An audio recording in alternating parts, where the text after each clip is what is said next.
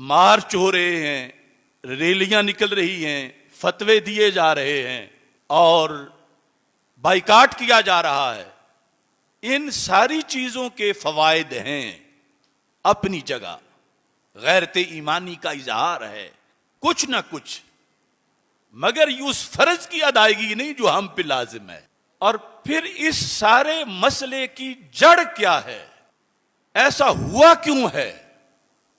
खैरुल उम्मत और 57 से जायद मुल्क, 2 अरब से जायद तादाद, और जो सारे के सारे कोई एक भी उन बेचारों की मदद को नहीं पहुंचा।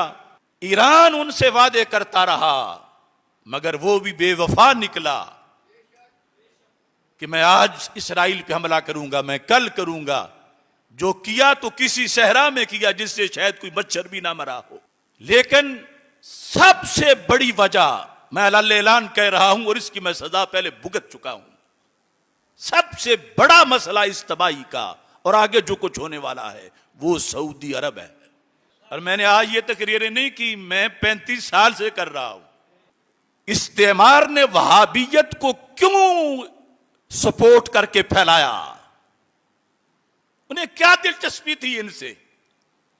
उन्होंने इनके जरिए क्या लेना था? हम जो बताते रहे आज लोगों को समझ आ रही है। अगर सऊदी अरब उठ खड़ा होता पहले दिन तो नक्शा बदल जाता, उम्मत सारी पीछे खड़ी हो जाती। लेकिन उनके तो ये बयान आते रहे कि ये फलस्तीनियों ने हमारी दोस्ती के रंग में भंग डाल दिया है। आले सऊद और यहूद की जो पुरानी दोस्ती है अब वो पड़वान चढ़ रही थी और वो कहते हैं इन्होंने तो सारा काम खराब कर दिया है। अब अर्दुल कुरान में यहूद से दोस्ती भी हो और फिर अल्लाह की मदद भी आए। आज जो एहतजाज हो रहे हैं, मैं दावे से कहता हूं, किसने इस बीमारी की निशानदेही की?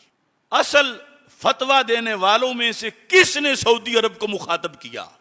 मिलियन मार्च में किसने कहा कि इनका जुर्म फलस्तीनियों के खून के कतरे इनके दामन पे भी साथ ही हैं, ये शरीके जुर्म है। और ये बात कहना आसान नहीं।